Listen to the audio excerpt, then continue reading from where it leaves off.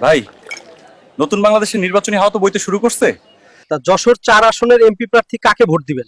কেন, আমাগো engineer T S Ayub ভাই আছে না, তাকেই তো আমরা ধানের শীষ মার্কায় ভোট দিতে চাই।